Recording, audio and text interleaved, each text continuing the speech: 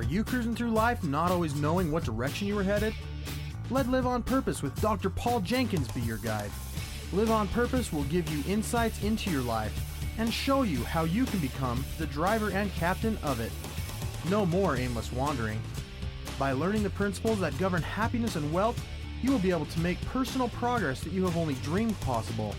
And now, here's your host, the shrink who expands your life, Dr. Paul.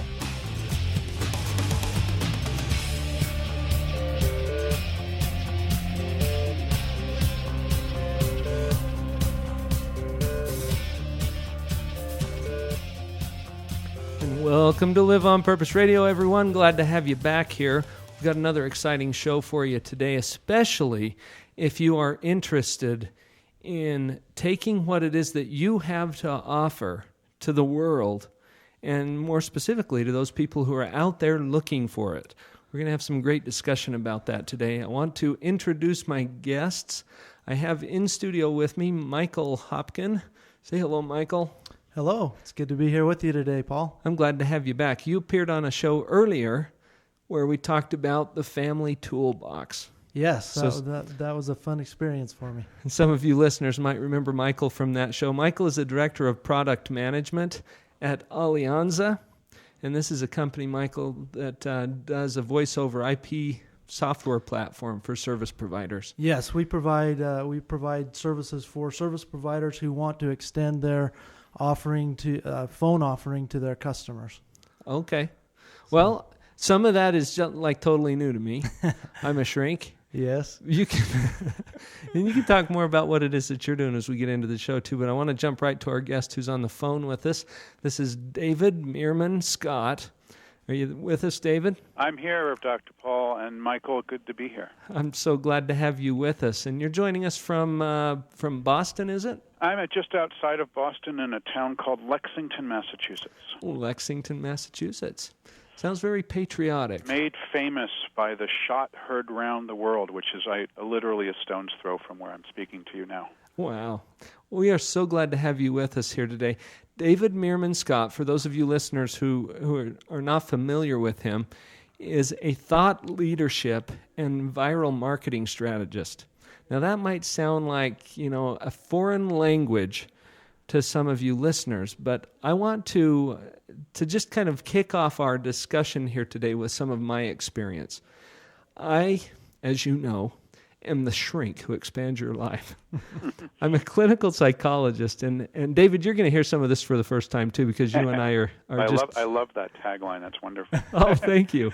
I'm a clinical psychologist, and I was involved in a traditional psychotherapy practice, and very busy. I was working with couples, with children, with adolescents, and just helping people with the kinds of things that I help them with. And I discovered a while back, and I'm going to make a long story short here because we've got some other things to talk about, but I discovered a while back that I wasn't living my passion. I wasn't doing what it was that I think I was put on this earth to do, and started making some changes, realizing some things, and well, here we are. Now we've got Live on Purpose Radio, we've got the parental power products that I offer, the seminars, the kinds of things that some of the listeners are already familiar with that I'm doing. And I started last September doing this Live on Purpose Radio podcast. And it grew in popularity fairly quickly to the point where I had something that was pretty cool, and discovered that if you go on some of the major search engines out there, you can find me by typing in the phrase Live on Purpose. Mm-hmm. And I thought that was kind of cool, And then Michael Hopkin, who is seated just across the table from me here, introduced me to you, David, and what it is that you're doing, and handed me a blue book. It's called The New Rules of Marketing and PR. And I started to realize as I read your book, David, why it was that I was able to show up on a search engine, for example. Right. And this was a totally new thing for me. So with that kind of an introduction, I want to kick the ball your direction, sure, David, and have you talk a little bit about maybe the old world versus the new world. This is a concept you've taught to hundreds and thousands of people. What is it we're talking about here? Happy to go in that direction, and thank you, Michael, for putting the blue book in front of Dr. Paul. Absolutely. That's great. So I was a vice president of marketing for several different fairly large companies, publicly traded companies, in my career, and even before that, I was on a bond trading desk, my first job, and I started to really get a sense of how online information is used in my first job, and then in my other jobs as a marketing dude, I got to sort of understand how marketing is done. And what I realized by putting those two things together is that the ways that companies are doing marketing online just aren't effective. The reason is because they were applying the rules that worked offline to try to get them or their company, or if they're an entrepreneur, their business noticed online by using what I call the old rules. So the old rules of marketing, as I describe them, are that there's really only two ways to get noticed, and that's anybody. I mean, a sports team, a psychologist, a big company, a small company, a nonprofit, doesn't matter. One is that you can buy advertising, Yellow Pages, a billboard, a TV advertisement, whatever, or you could try to convince the media to write about you or broadcast about you or your company or your product or whatever, magazines, newspaper, radio, television. And really, if you think about it, those are the only two options we had in an offline environment, was to buy advertising in some form or convince the media to write about us. And I realized that online, it's utterly different. And the reason for that is because anybody can create content online, which we're doing right now. We are creating content, audio content. That's right. And posting it online. And anybody can do that. And it doesn't cost a penny. And you don't have to convince somebody to put it out for you. You can put it out yourself.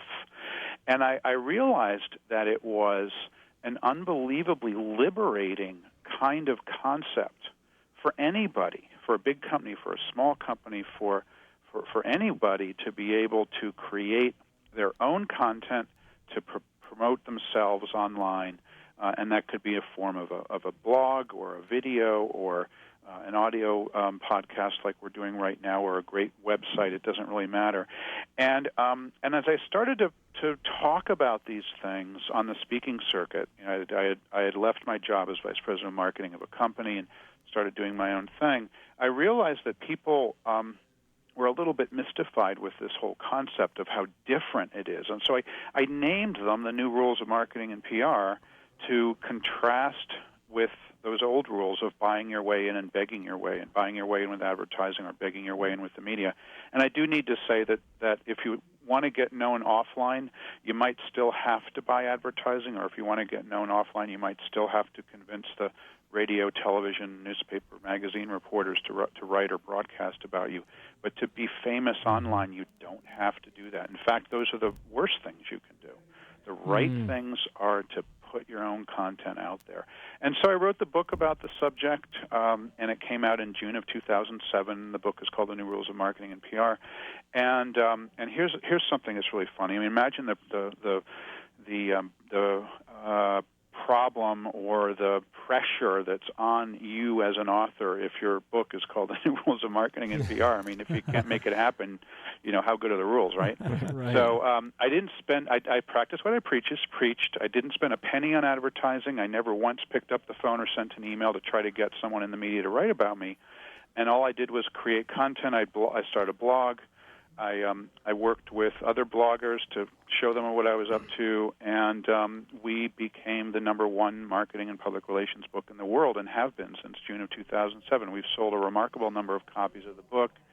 It's coming out in 15 other languages. This is a global phenomenon, interestingly. And it's all because of this concept of creating information yourself, one of the most unbelievably liberating things for anybody who wants to spread an idea or a concept or get a product or service sold. So really the new world that we're talking about has everything to do with the internet, which has allowed anyone to become the media. Absolutely. That's a good way of summing it up. Anybody can create content. You don't have to buy access to someone else's content. You don't have to get someone else to write about you.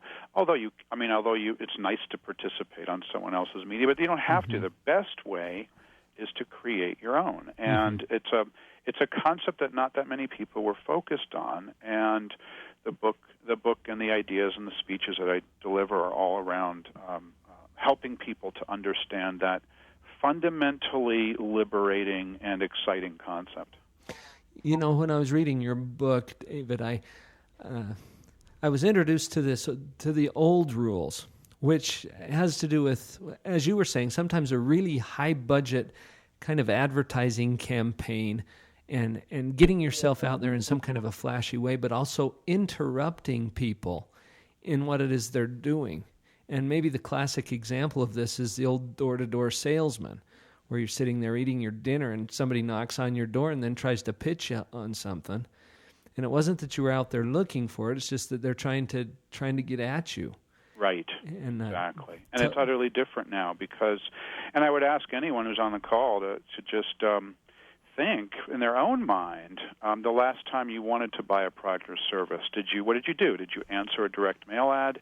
Did you open up the newspaper classifieds, or did you go to Google? And for the most part these days, because I ask that question in every speech I give, and the percentages are that roughly between 2 and 5% of the audiences I speak to answer direct mails when they're looking for a product or service, and roughly 20% go to what I call mainstream media. And by the way, that includes the print yellow pages when they're looking to buy a product or service or answer a question. And literally 100%. I mean, it doesn't matter the audience, doesn't matter the location, doesn't matter the age, it doesn't matter the industry. It makes no difference. 100% of people today go to Google to help answer problems that they've got or to research products and services. And the concept of the new rules of marketing and PR is the idea that you can create content, as you described earlier so eloquently, that can come up on the search engines when people are looking for a particular phrase or a particular concept. So the new rules have everything to do with finding your way to get in front of the people who are already looking for it. Yes, and also, if you do that well, you'll also be able to get in front of people who are just browsing. And there's two broad ways that people encounter information. One is they search, and the other is that they browse. And we can talk about that a little bit later on the other side. That'll sound great. Let's take a little break, and we'll be right back with David Meerman Scott. It will help you feel okay. And when you pray for strength to help you carry on when the troubles come your way. If the pile of books you want to read is growing faster than the pile you have read, then Abundant Reading Systems can help you. After taking Abundant Reading Systems course, I dramatically increased my ability to expand my knowledge in a much more efficient way. My fastest test today was in 7,000 words per minute. I highly recommend this program from what I've seen it do for other people who've been through the entire program and from what I've seen in myself today. I've teamed up with Abundant Reading Systems to offer a single-day intensive speed reading workshop that will at least double your reading speed, guaranteed. This belief started to grow inside of me that I thought, I can really do this. I can read, as fast as I let myself read. And ended up doubling my speed reading time, which was really good. This is David Hinton, founder of Abundant Reading Systems. I want to personally invite you to join us for our next event. Visit AbundantReadingSystems.com now. Abundant Reading Systems, reading at the speed of imagination. This is Kirk Weasler to tell you about MoreBetterBooks.com. MoreBetterBooks.com is where you can find more better books for a more better life. Not only that, let me tell you about some of the very fun and cool select titles on MoreBetterBooks.com. You'll want to get a copy of The Dog Poop Initiative. This best-smelling book could change your life forever. It's certainly changed the lives of thousands of Boeing employees, as well as school teachers, parents, leaders across the United States and in Israel and in Germany. And you can get your own copy at morebetterbooks.com. Whoa, that's not all. What about The Cookie Thief? This classic tale told in a rhyming format, fully illustrated with very fun hidden messages. Pick up a copy now today on morebetterbooks.com. Are there great titles there? Finding Your Pathway to Mastery, Beyond Illusions, Make It Great. These titles are only available on morebetterbooks.com.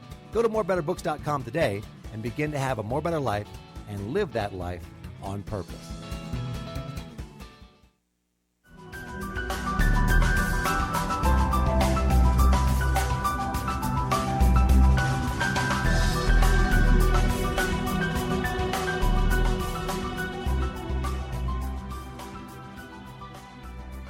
Okay, guys, so just before the break, we were talking about the old rules in the old world, and now we've got the new rules in this new information age that is just dominated by the internet. And David, as you were describing some of the old ways of getting noticed, through the high-budget advertising, convincing the media to write about you, and then we're talking about the new way. If somebody's looking for something, and listeners, you just think about this. When you want something, when you're looking for something, where do you go?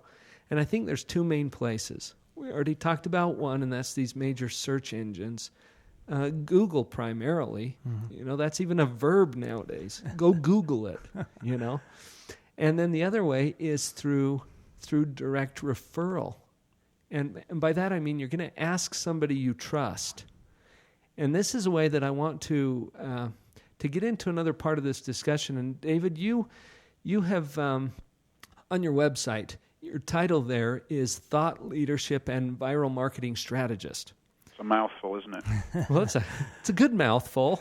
Powerful mouthful. Let's look at the first part of that, thought leadership, because as people are looking for a referral, they want to go to somebody that they trust to give them an opinion about what to buy, for example, or what's out there, or what services, or what resources are available. Right. And that's where I hang this idea of thought leadership, that you become that thought leader, and then you are a trusted online resource for whatever it is that these people are looking for. Right. And what's interesting about when people ask for advice and opinion, most of the time these days, again, this is evidence from the audiences that I ask, people are doing that online. They're sending an email to their friends and their colleagues and their family members, or perhaps are using some kind of social networking tool like Facebook, for example, or perhaps are using some kind of peer-to-peer network, like instant messaging perhaps, or something like that. And so they say, geez, I need new, I need new snow tires. Where do I go? And someone will say, oh, you got to go to this shop. They do a really good job. And they don't say, this is the person you talk to. Here's the phone number. What do? They send you a URL, a web address to that place. And the first time that you encounter an organization, often, and think about it for yourselves, it's true of everybody, is on the web. And so if someone gives you a referral, all of a sudden you're going to their homepage, and you're going to take a second or two to decide whether you want to go further and investigate this organization, or whether you want to say, the hell with it, I'm going to figure out the answer to my problem in a different way. So that's where this concept of thought leadership, the concept of how do you create really compelling content that drives people into your buying process, that gets them interested in what you do, that makes them compelled to take the next step, whether that's to pick up the phone or visit your shop or whatever it might be. Mm-hmm. One of the barriers to that I've noticed, and I would love to hear your comments about this, David, some people are really hesitant to put their stuff out there because they're afraid it's going to get stolen. Yeah. And Michael, you're kind of chuckling too, because you just sent me a free copy of one of David's E-books. Yes. Right. Yeah, anyone who wants to can steal that, man. That's what it's for. Please Can you steal believe it. that, David? He just sent it to me. Just, Yeah. you know. Yeah, please send it. Yeah, I mean, the concept around that, the ebook, and ebook is just one tool. There's all sorts of other tools, video and blogs and podcasts and whatever. But my concept of an ebook is to create a piece of really valuable content, put it out online. And I have two of my most popular ebooks. I've got 3 or 4 of them, but the two most popular ones are, one is called The New Rules of PR, and the other big one is called The New Rules of Viral Marketing. And for most people may know, but just worth saying, viral marketing is the concept of people spreading your ideas from one to another, as Michael just did by sending something to Dr. Paul. It's spreading virally. I didn't spread it. Someone else spreaded it for me. Now, what's really interesting about these things is the New Rules of PR ebook has been downloaded way more than 250,000 times. And the New Rules of Viral Marketing ebook I put out in January of this year, so in about 4.5 months, it's been downloaded more than 125,000 times. Now, what does that mean? That means a whole bunch of people got my content for free, and I didn't charge a penny for it. Many times people say, well, why would you put something out for free that clearly has value? And if you download these ebooks, you'll see they clearly have value. Absolutely. The reason is because online, this whole concept is about spreading your ideas and getting your information into the marketplace so that people will say, well, gosh, this guy seems like he's pretty smart. What else does he do? Oh, he's got a book. Maybe I'll buy it. Or, oh, look, he gives speeches. Maybe I'll have him come and address my group next time I'm bringing them together.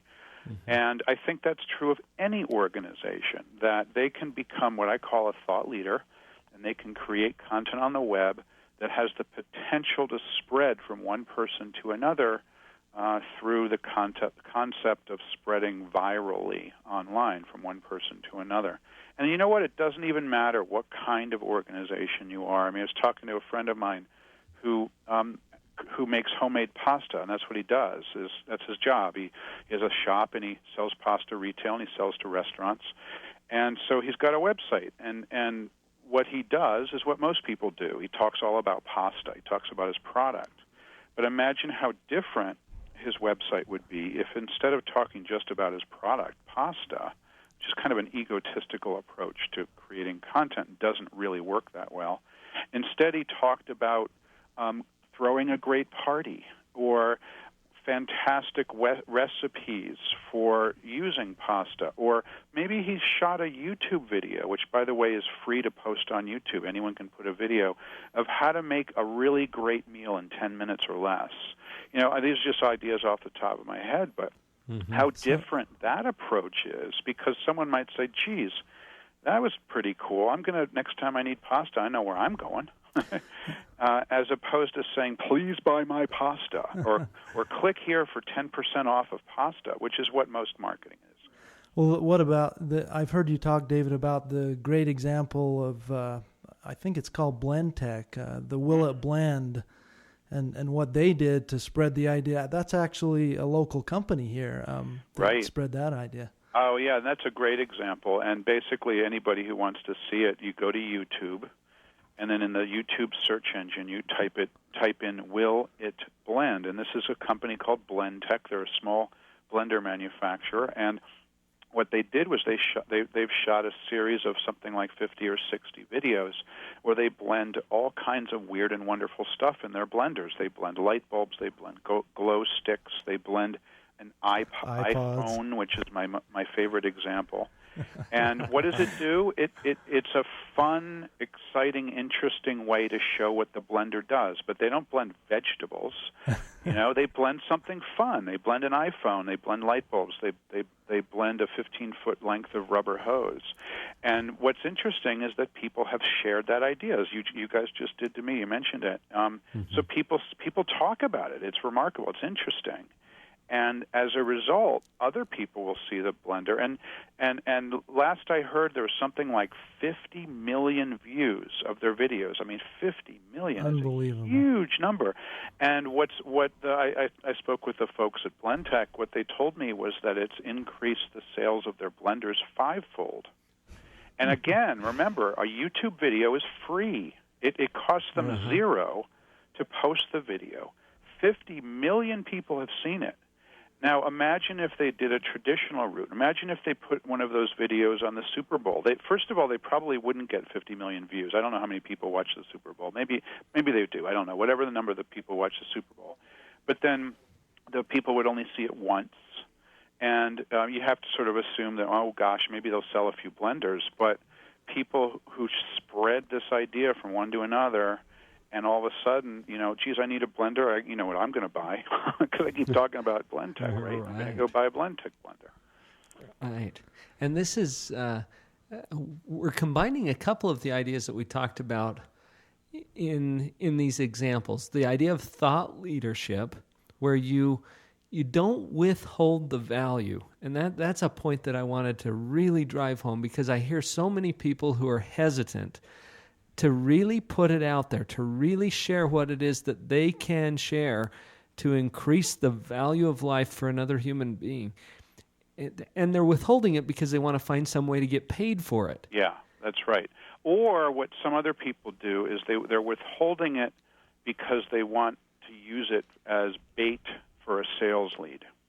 And this is particularly true of companies and often business-to-business companies, as Michael might be able to attest, is they create a great piece of content, and then instead of saying, here, have it for free, give it to your friends, I don't care what you do with it, just share it, instead of doing that, they say, the only way I will allow you to see my information is if you give me your email address first.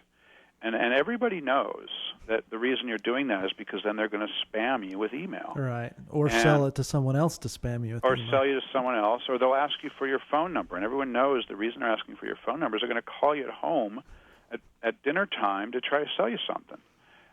So the idea of making your content utterly free, absolutely free, is not to generate sales leads and not to generate revenue directly. It's to generate interest in what you do and get people to share your ideas so that a whole bunch of people are exposed to what you do, and then by definition, some percentages of those people will say, geez, this guy sounds like he's doing something I'm interested in. I'd like to do business with this person. And it doesn't matter the organization, doesn't matter what type of company or individual or whatever. When you add value to somebody's life, and you're not asking for anything at all in return, people say, this guy seems like a really good guy. I'm gonna, or this company seems like a really good company. Next time I need XYZ, I'm gonna go there first because they helped me out with this free thing they gave me. And what I'm hearing you saying is that will work with any type of a company or organization or even an individual. Absolutely. Anybody who's got an idea to share, and by definition a product or service that they want to get into the market, can use this way of getting it in there. And it works. It works brilliantly. And it doesn't matter whether it's a big company, a small company, an individual, an entrepreneur, a consultant, churches, rock bands. I mean, think about the music industry for a minute. The music industry has withheld their content as opposed to pushing it out there. I want to follow up on another idea that's directly related to this right after we come back from this next break.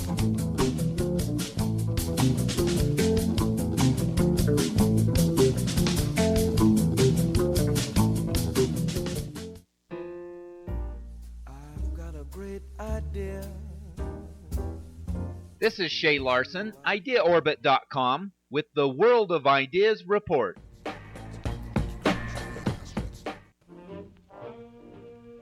All right, ladies, this one might get your attention, but I think the success of the idea should get anyone's attention.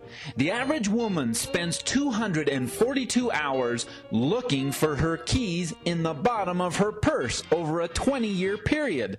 It might seem like a mild problem, but apparently more than 1 million women are willing to pay for a solution. Sandy Stein was a flight attendant who was looking for an idea that could help her avoid the pending layoffs in her industry. Tired of digging for her keys in her purse, she made a series of simple hooks that a woman can put on the inside of her purse. Her designs ranged from crowns to hearts to just about anything else that is cute and simple. Her first year in business, Sandy sold over 1 million pieces and amassed over 2,000 sales reps. Sandy's simple idea made over $6 million last year. Not bad for a bit of wire to hang your keys by. Congratulations to Sandy Stein for her time-saving idea. Her advice to the world, don't let anybody say you can't.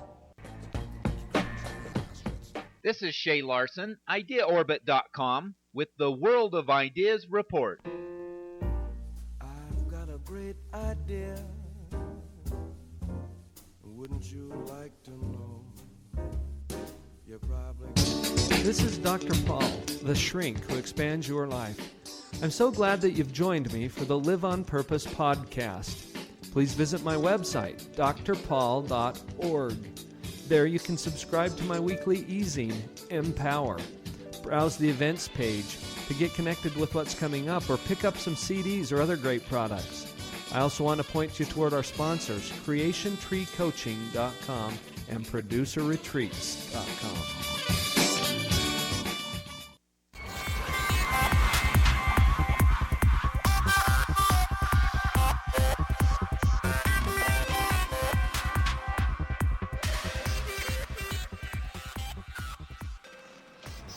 So, David, as you were talking about thought leadership, another term that I have become quite fond of, and that I think is analogous to this one, is the benevolent expert. Interesting. I like it. Yeah, it sounds to me like it's a very similar concept. And it's just that whole idea of, hey, I've got some value I can share with you.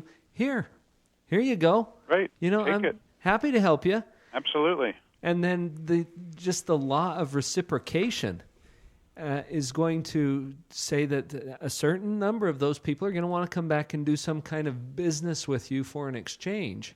Right. And why not grab them?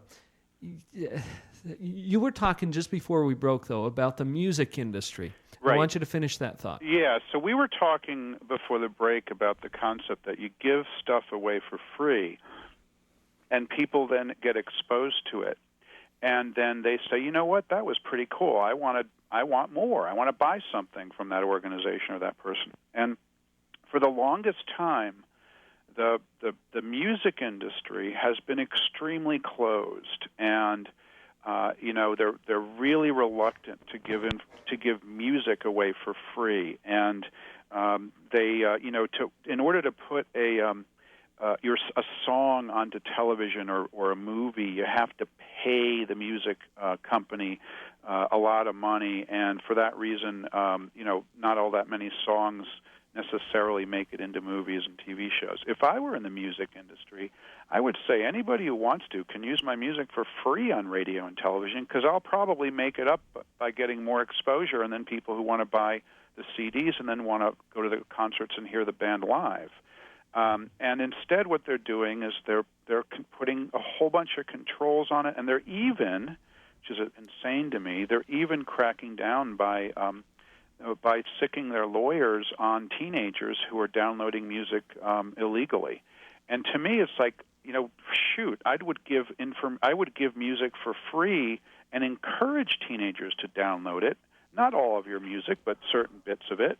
But if you wanted the entire album or you want to go to the concert, that's the way I'm going to make money. And I think the music industry is absolutely screwed up in their thinking around this. I've said so on my blog. I've said so on the speaking circuit. Imagine how different it would be if they were following some of these ideas that I talk about to get exposure for the bands, and then people say, well, you know what, these guys are pretty good. I want to hear more. It requires a whole shift of a paradigm. And this is something that I talk to my listeners all the time about, David, that your frame of mind is going to dictate your behavior. It will actually absolutely determine what kind of things you're willing to do. And if you live in a world of scarcity where there's never enough, and I'm going to get mine, and I'm not, I'm going to cling and hoard, you can't follow these new rules of marketing and PR if you're in that kind of a paradigm. Right, and that paradigm works offline because there is scarcity offline. Mm-hmm. And Matt, the average bookstore can only stock 20 or 30,000 different titles, and the average Barnes and Noble has millions and millions of titles. And if you're talking about music that's pressed onto vinyl or music that's encoded onto CDs, and that's the only way you can get music, well, yeah, you sell them and you don't give it away for free. But guess what? The web changes the way people do everything. From the way they find information, from the way they research products, from the way they download music and movies, to the way they do practically everything. And what that requires is new thinking in terms of what that means for you as a human being and how you deal with other human beings. And what I've been able to articulate in a way that seems to resonate with people is that if you have an idea to share, or you have something to sell, or that you want to reach people, then one of the best ways you can possibly do that is to create content online that you give away, and that drives people into your universe in a way that you can embrace them, and then potentially even do business with them. I'm thinking that there's a number of our listeners who are probably brand new to this new world that we're talking about. They can't be completely new to it because all of you folks have subscribed for this podcast, so that means you know something about this new world. There's a word that I encountered, I don't know, maybe 2 or 3 years ago, and the word is blog. And I had no idea what that was. I thought it was something nasty. Yeah, exactly, a disease or something. Something you don't want to have, for sure.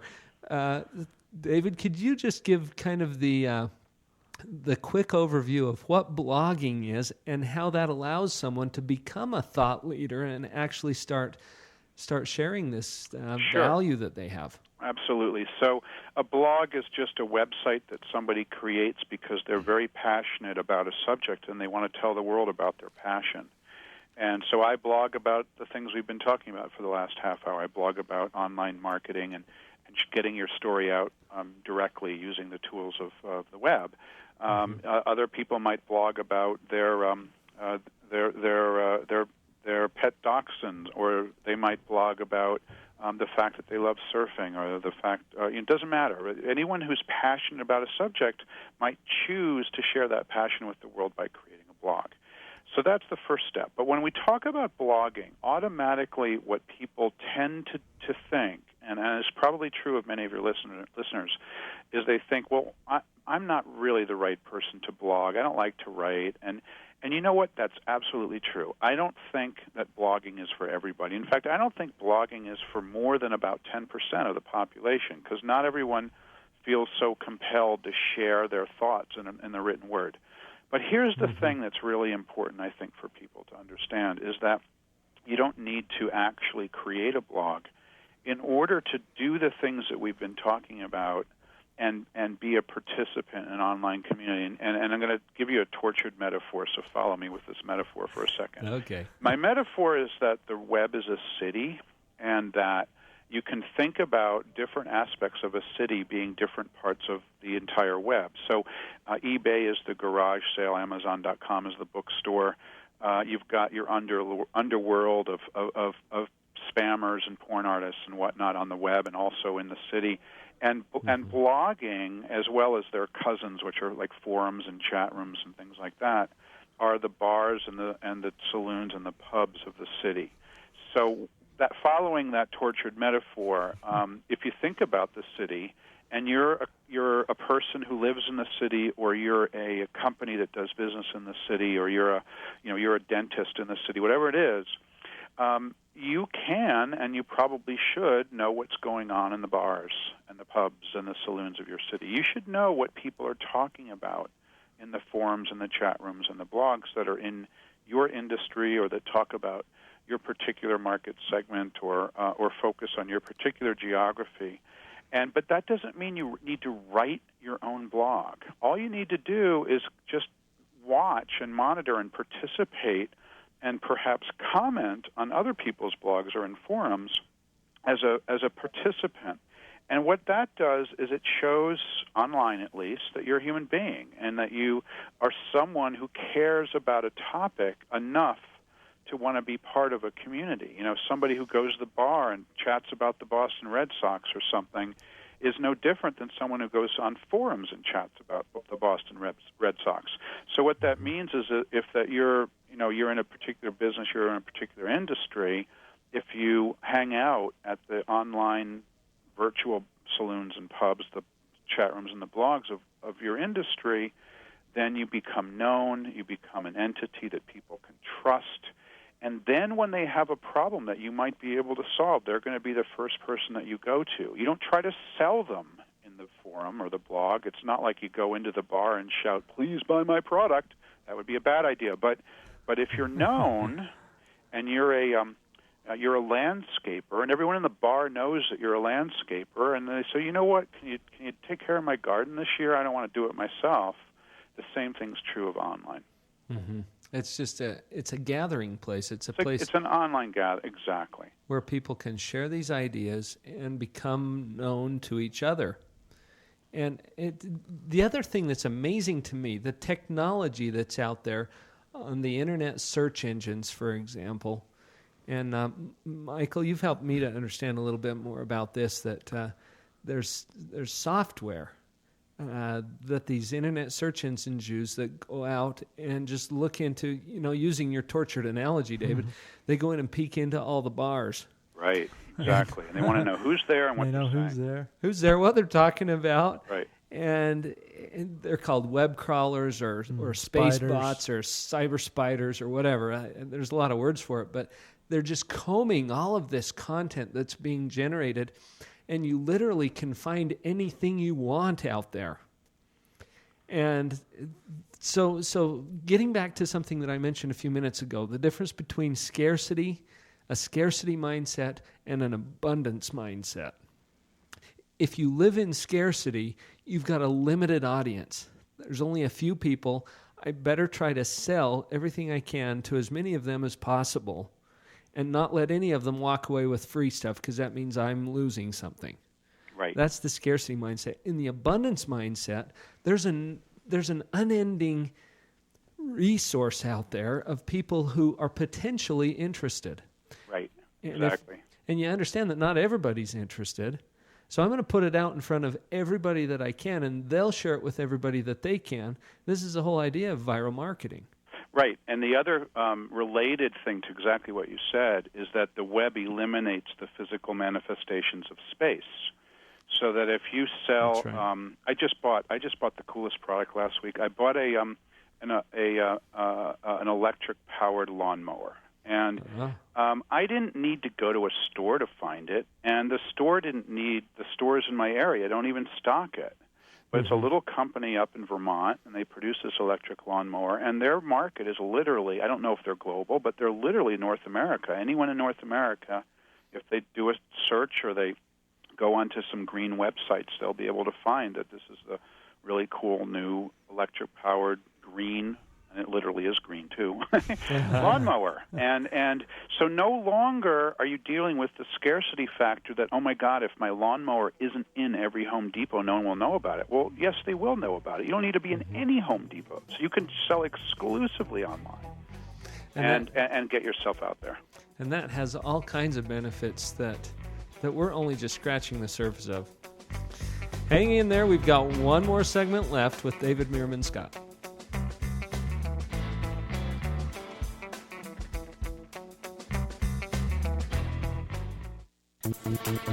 Hi, this is Jason Adams, one of the co-founders of CashflowParadigm.com.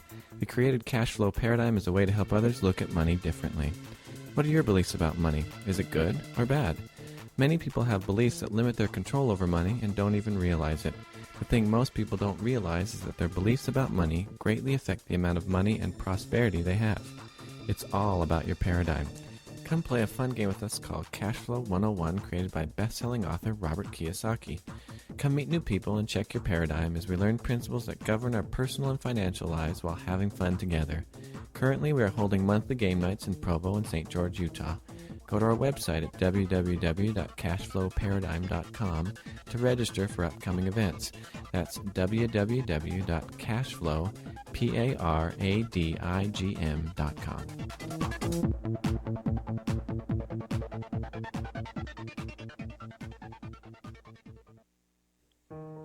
This is Dr. Paul. You've heard me talk about a lot of things on this show, and I've interviewed some pretty amazing guests.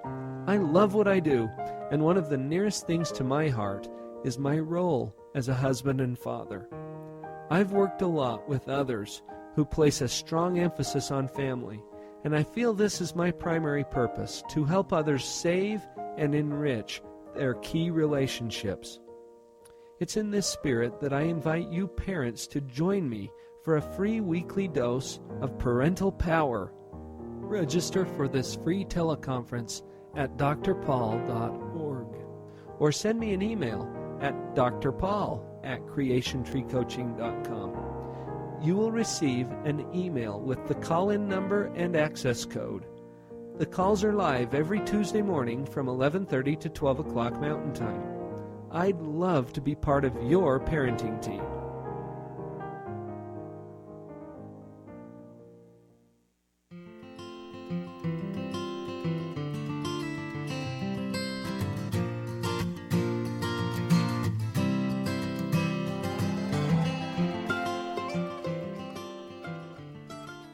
Well, during the break, Michael and I were having a little discussion about some of the other tools that are out there. We've talked a little bit about blogging. Michael, what were some of those others that you were mentioning? Well, yeah, David, I've noticed you talking a lot more, and you have a link on your blog to your Twitter site, and I've heard of Friend Feed, and there's some new technologies coming out that are kind of even changing maybe I could say the old world of blogging. Yeah, so Twitter is an interesting one and worth spending a moment on. And first of all, I need to say that don't get hung up on this new technology. Basically, you don't need to do any of the things we've been talking about. We certainly don't need to do all of the things we're talking about. However, you do need to be thinking about how you can get your content out there online. That might be in the form of writing your own blog. That might be in the form of participating on other forums and chat rooms and blogs. It might be that you create a YouTube video. It might be that you do a podcast like the one we're on now. But you do need to do something. Anyway, Twitter is what's called microblogging. And what it is that you can create a feed of things that you're doing throughout your day or throughout your week. However, each individual microblog post can be no more than 140 characters. Now, 140 characters is basically one sentence. Mm-hmm. And a lot of people, it's really taken off. It's a very popular form of communications now, and the way it works is that, and I'm on Twitter. There's quite a couple of hundred people who follow my updates on Twitter, and then I follow other people's updates. The way I use it is that I speak live at a conference almost every single week. Some weeks even 2 conferences. And I meet really interesting people and I hear really interesting sessions. So last week on Wednesday, I spoke at the Milken Global Conference in Los Angeles, and I spoke just prior to Governor Arnold Schwarzenegger. So what I'll do is I'll say, geez, here's what the governor is saying. And actually the day before at the same conference, I heard Eric Schmidt, who's the CEO of Google, speak. And my audience are people who can't be physically where I am, but might be interested in some of the things I'm seeing and hearing. So what I use it for is to give little tiny snippets of updates of some of the people I hear speak live. And other people use it to point people to things that they see online and whatnot. And it's just yet another form of online technology that is a way for people to get a sense of who you are, to perhaps get exposed to how you think and your ideas, and potentially have a way of showing people that, hey, here's who I am. Maybe you might be interested in doing business with me in some way, or reaching out to me to make contact in some way.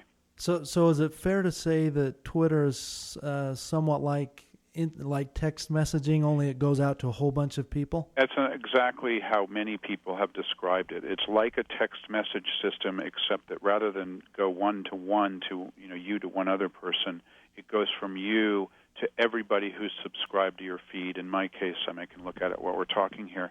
It's a bunch of people. And so I'm really careful, unlike some people on Twitter, I'm really careful about what I say and how I say it, because my feed goes out to, as we're speaking right now, 377 people. So I don't want to say, I'm going to Starbucks to grab a coffee, which is how some people use Twitter. It's like, I really don't care that you're going to get a cup of coffee. But I'll put out something like, hey, I just met Arnold Schwarzenegger, and that's cool. And that's something I want to share with people.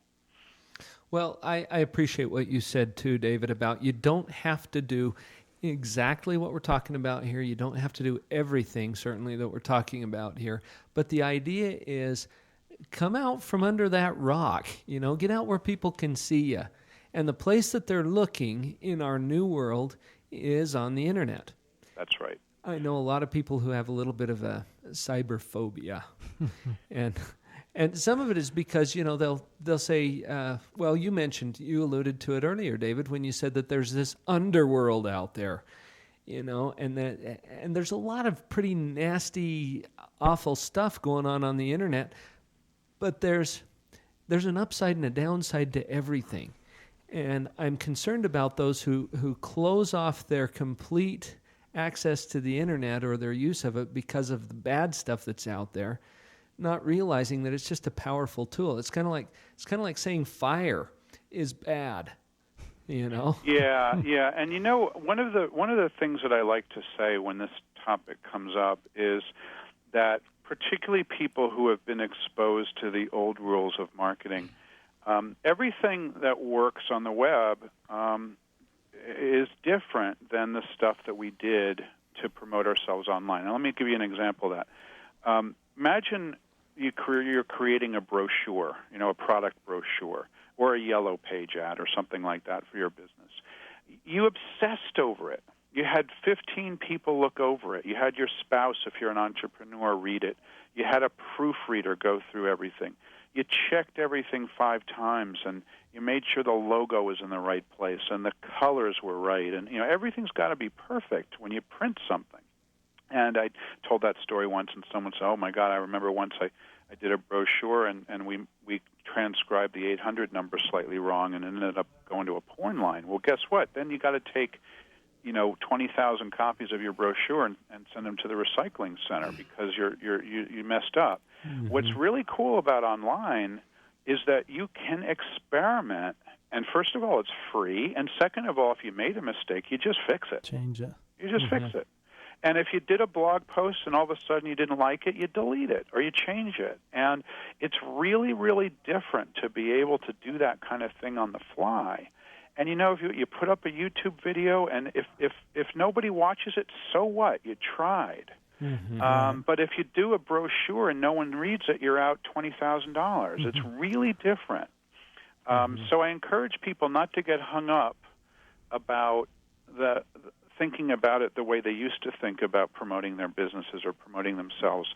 It's now just about experimenting, having some fun, creating some content that people might be interested in. And you've said the word free a number of times. I think that some of the providers of the services, like the blog providers, for example, they're onto this too, and they know that if they provide that to people for free, they're going to make all kinds of money on the back end as people see all of the other value that they have to offer. Right. And so that doesn't have to be a deterrent. You can go out there and find free services to do almost everything that we've talked about here today. Right. YouTube is free. Blogger, which is from Google, is free. I mean, you can create a blog for free. You can post a YouTube video for free. There's all sorts of things that you can do for free. And the other thing that's really interesting and I think really cool about this is if you don't like it, you can delete it. You can experiment. You can try something. If it's not working, or it's not something that you think you want to continue, or or all of a sudden you decide that you want to change what you want to talk about. I don't want to talk about my pet dog anymore. I'd prefer to talk about gardening. Well, you just either stop blogging or even delete the old blog. Mm-hmm. Yeah. Well, we're coming up on the end of our show here today, and we've had some great conversation about this new world of marketing and PR. And David, you've done an excellent job introducing that to the world. I want to put a big plug out there for your book. Thank you. It's something that's been very beneficial to me in the kinds of things I'm doing. And I think it will help a lot of our listeners to start to figure out how they can do the kinds of things we've done. And David, you've done it yourself. We haven't talked a lot about your story, but you've applied these principles. Where are you today compared to where you were a couple of years ago? Well, a couple of years ago when I started my business, I was, in many people's eyes, seen as an unemployed vice president of marketing, and I was not looking for a new job, but that's what people thought. When you leave a vice president of marketing job at a big company and big salary and the whole other thing, that's what they think. And I wanted to start my own business, so I started blogging. I started creating great content online. I started giving speeches, which, by the way, is another form of getting your content out there. Although it's physical, you have to physically go and give speeches. Mm-hmm. Right, sure. But I did some speeches online, too. You can use webinar software to do so. And as a result, honing the ideas, the book comes out.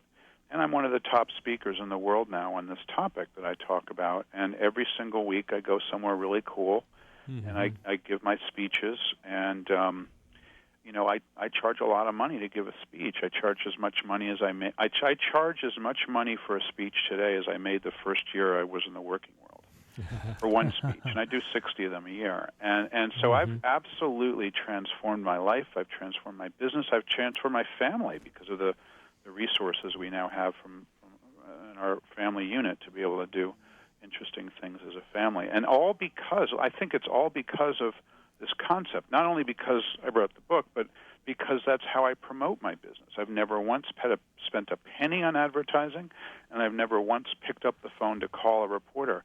And I've been on the front cover of the Wall Street Journal. I've been on MSNBC. I've been in Inc. magazine. I've been in Business Week magazine, all because those reporters find me online and they want to write about the stuff I talk about.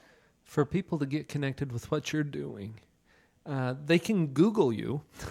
Yeah, and we didn't talk about that, but my full name is David Meerman Scott, and it's DavidMeermanscott.com.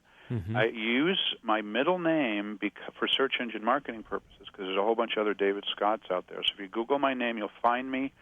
And as we've talked about for an hour, you'll find tons of free stuff. I don't ask you for your name. I don't ask you for your email address. You can download all my free stuff either from my blog or my site. You can even give it away to other people. You can even give it away to other people and pass it on or post it on your own site, whatever you want to do. And there's some fun ones out there. Michael and I are fans of the Gobbledygook Manifesto. Oh, yeah. Gobbledygook, because most companies use gobbledygook, like flexible and mission critical and cutting edge and all these meaningless words. And I've started using a highlighter and red pens on marketing just out of habit when I read those kind of words now. Yeah, they're fun. And then the book is The New Rules of Marketing and PR by David Meerman Scott. I'll put a link up on Live on Purpose Radio where you can click right through to Amazon and buy that thing. And also a link to your websites, David, so that our listeners can get to that. And, Michael, you wanted to mention one other thing before we wrap up. There's another book coming out. Yes, David, I met one of your good friends, Phil Myers, a couple weeks ago and had lunch with him. And he gave me a copy of a new book called Tuned In. Tuned In. And what an awesome book. It'll be out in June, if I'm not mistaken. It'll be out the very first week of July. Yep. Of July. Okay, great. Yep, and Tuned In is a slightly different book for me. First of all, because I wrote it with two other authors, Phil, as you know, another guy called Craig Myers. The other reason it's a little bit of a departure for me is it's not only about how to market products and services, but it's also about how to create great products and services. So the whole product lifestyle, basically. Well, we'll keep people informed about that on our blogs as well. You can get some links to all of the things we've been talking about at Live on Purpose Radio on today's show. David, we want to thank you a lot for coming with us today. I really appreciate it, Dr. Paul and Michael as well. Thanks for connecting us. It was a lot of fun. Good chat. It was fun. I want to encourage all of our listeners to get connected with things we've been talking about with David Meerman Scott, the new rules of marketing and PR. Go out there, everybody, and live on purpose. Take control of your life and do something great with it. We'll catch you on our next show.